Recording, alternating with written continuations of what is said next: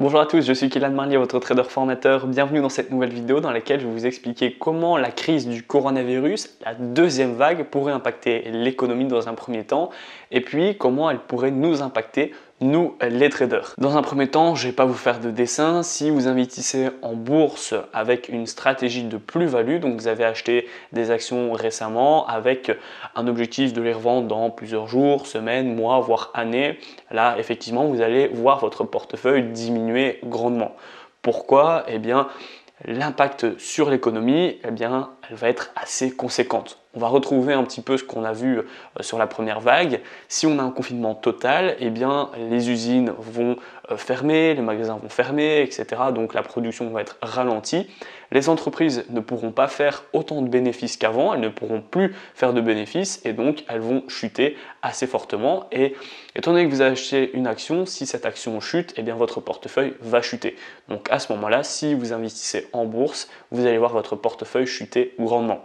À court terme, il va falloir avoir les os solides. Par contre, si vous avez investi, mais que vous vous dites, voilà, j'y touche pas avant 10, 15, 20 ans, à ce moment-là, pas de panique. Ça va être des choses qui vont arriver, peut-être même plusieurs fois d'ici 20 ans, ça je ne peux pas vous le dire, mais pour le coup, il faut vraiment rester confiant, rester avec une bonne psychologie, être assez safe en fait, assez neutre, et vous allez vous dire que voilà, même si ça baisse énormément, vous pouvez même racheter, mais étant donné que vous avez une projection de plusieurs années, plusieurs dizaines d'années, eh bien vous allez laisser à l'économie le fait de retrouver ses couleurs. Vous allez vraiment lui laisser le temps de respirer, donc ça ne va pas vraiment vous impacter à long terme. Maintenant, comment la deuxième vague et la crise du coronavirus en elle-même pourraient impacter nous les traders?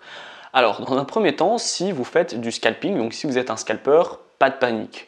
Les scalpers, c'est le gros avantage, mais il peut arriver un petit peu tout ce qu'on veut, qu'il y ait des gros événements comme la crise du coronavirus ou d'autres analyses fondamentales qui pourraient impacter l'économie. Le scalper ne va pas réellement être touché. Pourquoi? Parce qu'il va arriver, il va acheter ou il va vendre et quelques secondes après, il va couper, prendre ses gains et basta. Il ne va pas avoir le temps d'être impacté par l'économie car il ne va pas rester assez longtemps exposé sur les marchés financiers. Donc si vous êtes un scalper, eh bien, la crise du coronavirus ne va pas vous impacter réellement en soi parce que vous aurez toujours des opportunités, vous allez toujours pouvoir faire vos gains en quelques secondes. Ça va se compliquer un peu pour les day traders, les swing, donc tous les gens qui vont faire un peu plus de long terme également, le day trading, le swing et même un swing un peu plus prolongé. Là, on va avoir un petit peu de mal. Pourquoi? Bien, sachez que et là, on va avoir un impact directement sur le fondamental. Lorsqu'on a une annonce, une nouvelle ou une situation qui fait peur, les marchés vont être volatiles. Lorsque on a une certaine hésitation, on ne sait pas si c'est bien, si c'est pas bien, on ne sait pas quoi faire, tout simplement, on va avoir de la volatilité. Et la volatilité, elle peut être bien parce que plus on a de la volatilité, au plus on a des opportunités. Par contre, eh bien, la volatilité dans le cadre de la deuxième vague du coronavirus, elle va être extrême. Vous l'avez peut-être remarqué, vous avez même peut-être été impacté positivement ou négativement, mais lorsqu'on a eu le confinement total avec la première vague, on avait une volatilité extrême. Les marchés vraiment étaient super volatiles. Moi, je travaille sur le Forex, donc j'ai vraiment vu une énorme volatilité sur le Forex. Si vous travaillez sur les contrats ou les matières premières, vous avez pu également voir qu'on avait de la volatilité. Ce qui se passe, c'est qu'on a des ombres qui sont énormes. Les ombres, c'était parfois 2, 3, 4 fois plus grandes que le corps de la bougie. Et donc forcément, étant donné que les ombres sont énormes, eh bien, on peut assez facilement et assez rapidement toucher votre stop loss. Ce qui fait que votre capital peut fondre assez rapidement si votre stop loss est mal placé ou même si on a une grosse bougie surprise. Les bougies surprises, comme je les appelle, c'est des bougies qui vont exploser à la hausse comme à la baisse sans vraiment aucune raison. On ne va pas être préparé et on va toucher son stop loss alors que il n'y avait pas vraiment de raison d'être autant volatile. Alors bien évidemment, les prix peuvent toucher votre stop loss grâce à une ombre en quelques secondes, mais on peut également toucher votre take profit. Mais le problème, et c'est là où la deuxième vague du coronavirus et même le coronavirus en lui-même pourrait impacter le trader, c'est au niveau de ses analyses. L'analyse technique va être assez difficile à cause de la volatilité. On va avoir des difficultés supplémentaires à mettre des analyses parce que les prix vont être de plus en plus difficiles à anticiper. Les analyses ne vont pas forcément être plus justes entre guillemets si vous voulez. On va avoir assez facilement des avis qui sont tranchés parce que je vous dis, les gens ne savent pas vraiment quoi penser du coronavirus. et même personne ne sait vraiment quand est-ce qu'il va s'arrêter. On a des nouveaux cas, puis on a une baisse de cas, on pense à une deuxième vague, puis on pense à ce que tout va bien. Donc en fait, personne ne sait vraiment qu'est-ce qui va se passer, ce qui fait qu'il y a beaucoup de gens qui vont être acheteurs, beaucoup de gens qui vont être vendeurs, et on n'aura plus cette majorité qui va dicter la tendance. On aura vraiment de la volatilité extrême, ce qui fait que d'un point de vue technique, ça va être assez difficile. Et d'un point de vue fondamental, eh bien, on rejoint un peu ce que je vous ai dit, étant donné que personne ne sait vraiment qu'est-ce qui serait favorable pour avancer, est-ce qu'on est dans la bonne voie, est-ce qu'on est dans la mauvaise voie.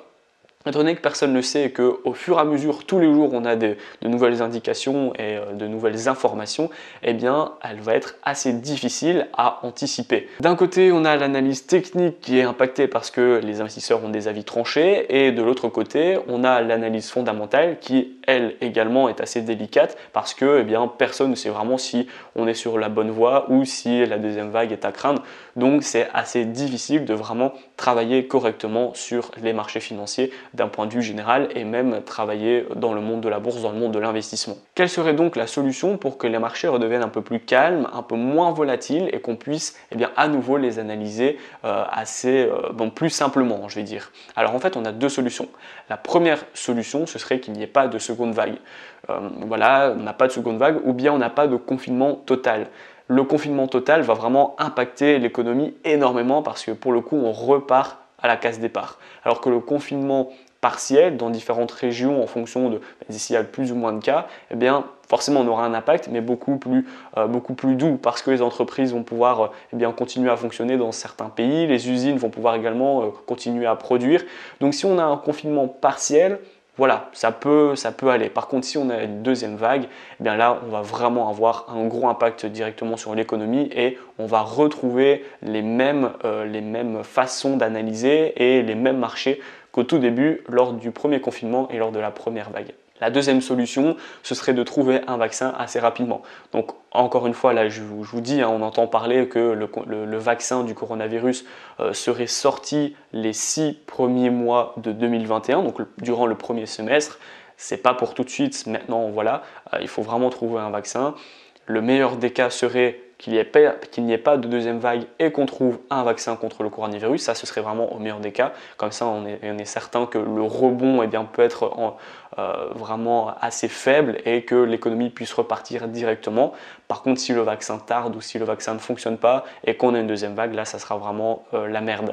Donc ici, si j'ai à vous donner vraiment un conseil, ce serait également deux choses. La première chose, ce serait de faire attention à votre capital et de faire attention à votre psychologie.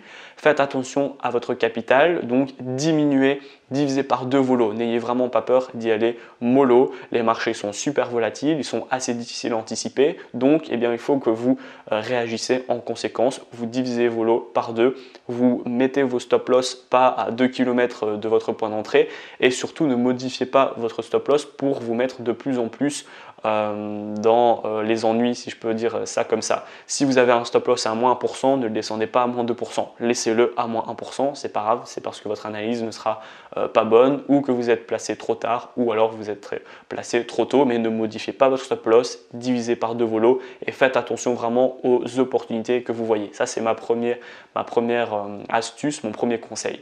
Mon deuxième conseil, donc, c'est du côté de la psychologie. Ça, faut vraiment attention, faut faire attention, faut rester fort. Je sais que c'est difficile lorsqu'on a des investissements donc en bourse, on va voir son portefeuille diminuer assez fortement. Lorsqu'on a un capital en trading, on va voir des stop loss qui pourraient être touchés très rapidement et très facilement. Donc on peut voir son capital qui va baisser également. Mais là, il faut vraiment rester fort. Il faut ne surtout pas avoir peur de se remettre en question, et ça c'est encore un conseil que j'ai à vous donner. N'hésitez pas à modifier votre stratégie. Si vous voyez que votre stratégie ne tient pas du tout la route sur cette deuxième vague, si deuxième vague il y a, eh bien n'ayez pas peur. Modifiez votre marché financier, modifiez votre tranche horaire, modifiez vos indicateurs. Il y a toujours des indications qui peuvent vous dire si la stratégie est bonne ou mauvaise, et il y a toujours des réglages à modifier pour pouvoir vous en sortir le mieux possible, si je peux dire ça comme ça, durant cette crise du coronavirus. Donc voilà, j'espère que la vidéo vous a plu. Je vous conseille vraiment de mettre mes conseils directement après cette vidéo en pratique. Donc faites attention à votre psychologie, faites attention attention à votre capital, n'hésitez pas à revoir votre psychologie et revoir votre stratégie pour toujours vous remettre en question. Vous remettez en question vous et vous remettez en question votre stratégie. Si la vidéo vous a plu, n'hésitez pas à la liker, à la partager et surtout abonnez-vous. Moi je vous dis à bientôt pour de prochaines vidéos.